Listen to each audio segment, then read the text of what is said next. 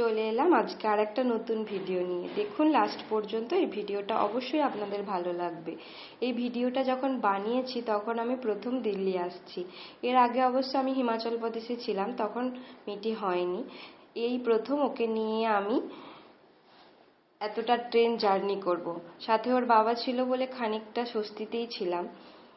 অনেক দিন বাড়িতে থাকার পর, প্রায় 1 বছরের বেশি বাড়িতে ছিলাম। বাড়িতে থাকার পর মেয়েকে নিয়ে আসবো, এটা একটা আমার পক্ষে দুশ্চিন্তার বিষয় ছিল, কারণ এতটা রাস্তা তো প্রায় 17-18 ঘন্টা জার্নি করে আসবো।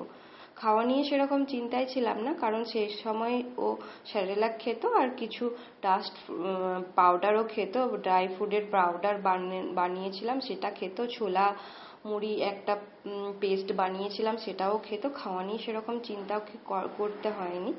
ও এত স্বতঃস্ফূর্তভাবে এসেছে না ওর বাবার সাথে খেলতে খেলতে। আর ওর পুরো রাস্তাটা ওর বাবাই ওকে সামলেছে, আমাকে সেভাবে কোনো রকম কষ্টই করতে হয়নি।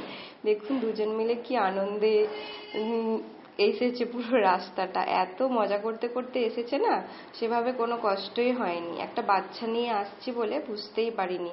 কিন্তু দিন দিন ও আরো চঞ্চল হয়ে উঠছে। যখন ছোট ছিল তখন তো অবশ্যই ও খুব শান্তই ছিল, খুব মিশুকে ছিল, একটুও কান্নাকাটি করতো না।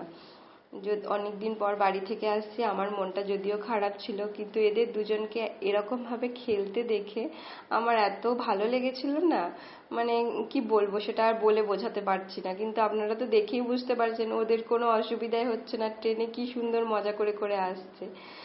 আমার ভিডিওটা দেখার জন্য অসংখ্য ধন্যবাদ আপনাদেরকে। আমার ভিডিও যদি ভালো লেগে থাকে তাহলে অবশ্যই একটা লাইক করবেন। চলে আসবো আবার একটা নতুন ভিডিও নিয়ে। সবাই ভালো থাকবেন, সুস্থ থাকবেন। আজ এখানেই আসি।